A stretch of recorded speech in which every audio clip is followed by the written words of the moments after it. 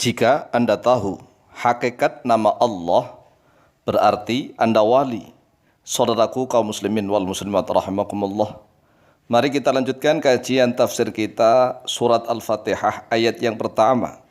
Setelah kita membahas huruf ba di dalam bismillah, kemudian kita membahas ismun, lafadz ismun, kemudian sekarang kita akan membahas lafadz Allah. Allah. Allah terdiri dari 4 huruf, yaitu hamzah, lam, lam, ha. Hamzah, lam, lam, ha. Allah.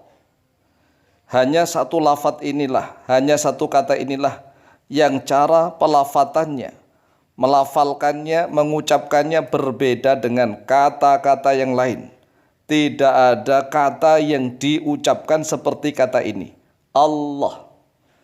Menggunakan lam tafkhim, lam yang tebal. Allah. Kemudian seandainya disambung dengan mim atau digandeng dengan mim tasydid, maka diucapkan Allahumma. Enggak boleh dibaca Allahumma, tapi Allahumma. Anehnya, tatkala huruf sebelumnya berharokat kasroh, lamnya terbaca lam. Contohnya lillahi, lillahi.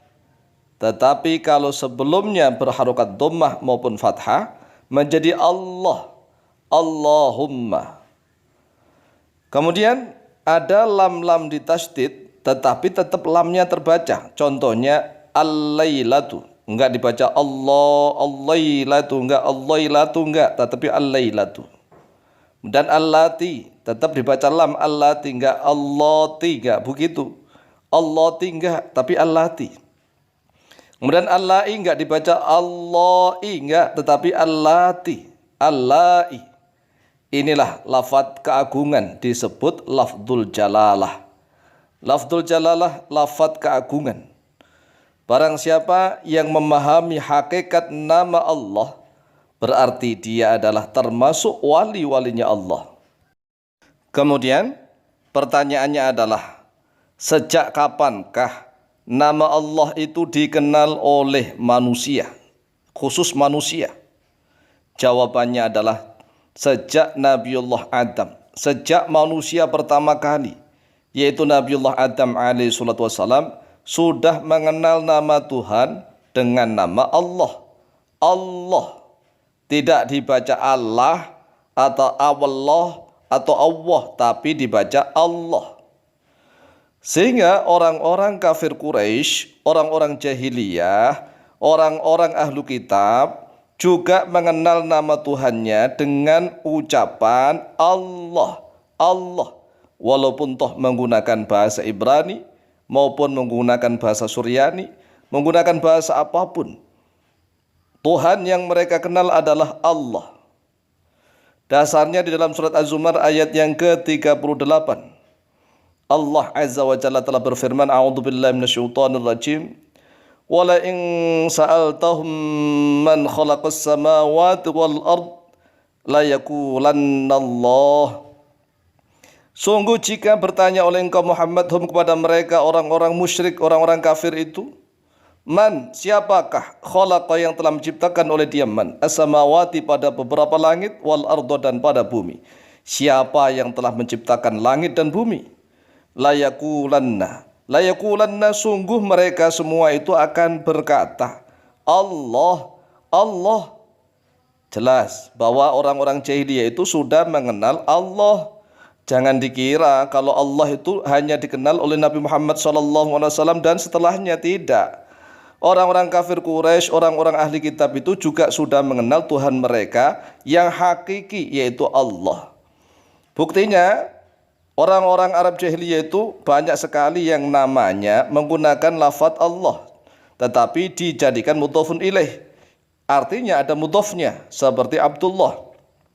Abdullah artinya adalah hamba Allah. Ayahnya Rasulullah sendiri namanya Abdullah bin Abdul Muttalib. Abdullah. Ada gembong orang-orang Yahudi di Madinah. Setelah itu dia pura-pura masuk Islam, menjadi pimpinannya orang-orang munafik, namanya Abdullah bin Ubay bin Salul. Namanya Abdullah bin Ubay bin Salul, tapi menjadi gembong pimpinannya orang-orang munafik di Madinah Al-Munawwarah pada zaman Nabi Muhammad SAW. Jadi sekali lagi bahwa nama Allah itu sudah dikenal sejak penciptaan pertama. Bahkan tatkala manusia pertama kali diciptakan oleh Allah, sudah dikenalkan oleh Allah bahwa nama Tuhannya adalah Allah. Allah dengan menggunakan bahasa apapun, namanya Allah. Tuhan sekalian alam ini namanya Allah. Kemudian di dalam kitab Injil Perjanjian Lama, Allah ditulis dengan kata ZHWH menggunakan huruf Latin. Padahal aslinya menggunakan huruf Fenisia, bahasa Ibrani. Perhatikan di dalam layar, itu juga 4 huruf. 4 huruf alif lam lam ha, dibaca Allah. Allah. Tetapi oleh orang-orang Nasrani, orang-orang Yahudi terutama, JHWH mereka nyebutnya dengan kata Yahweh. Yahweh. Elohim. Elohim dari kata ilahun. Ilahun Elohim. Allah karena ditulis JHWH sehingga dikatakan disebut Yahweh. Parahnya lagi, tatkala menjadi Injil diterjemahkan di dalam bahasa Indonesia, dikasih nama Tuhan, Tuhan. Tetapi juga masih ada orang-orang Kristiani yang menyebut dengan kata Allah, hampir mirip Allah. Karena tidak dituntun, seharusnya dituntun menjadi Allah. Karena tulisannya Latin A-L-L-A-H, sehingga mereka mengatakan Allah. Kalau dituntun dengan fasih, mereka juga akan mengatakan Allah, Allah. Sehingga jelas bahwa nama Tuhan, pencipta seluruh alam ini adalah Allah dengan menggunakan bahasa apapun.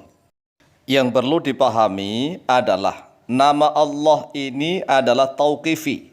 Tauqifi artinya yang sudah dihentikan, nggak boleh diubah-ubah, karena langsung dari Allah sendiri yang menyebut bahwa dirinya itu punya nama, yaitu Allah.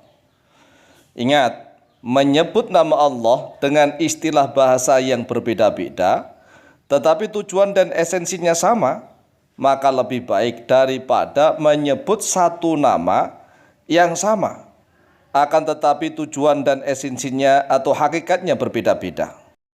Misalnya begini, ZHWH, walaupun orang-orang Bani Israel, orang-orang Yahudi dan Nasrani menyebutnya dengan kata Yahweh, tetapi yang dimaksud adalah Allah, itu lebih baik karena tujuannya sama, walaupun penyebutannya Yahweh, tapi tujuannya sama, yaitu Allah Sang Maha Pencipta seluruh alam jagat raya. Kemudian orang Jawa mengatakan Sang Yang Widiwasa. Sang Yang Widiwasa itu tidak ada pencipta selain Dia, yaitu Allah. Kemudian Sang Yang Taya, orang-orang Sunda menyebut Sang Yang Taya. Allah tujuannya, karena memang pencipta Maha Tunggal. Kemudian Sang Jagat Dewa Batara. Sang Jagat Dewa Batara ya Allah. Sang Yang Murbeng Dumati, yang menciptakan segala kejadian Allah. Sang Yang Gusti Pangeran Allah. Daripada menyebut Tuhan, Tuhan ini belum tentu Allah. Bisa patung-patung, bisa rembulan disembah disebut jadikan Tuhan dan seterusnya. God juga belum tentu Allah. Karena Godnya, Tuhannya mereka juga macam-macam. Lord juga belum tentu Allah. Jadi sekali lagi, walaupun dengan bahasa berbeda tetapi tujuannya sama, yaitu Allah, itulah lebih baik. Wallahu ta'ala a'lamu bishawab.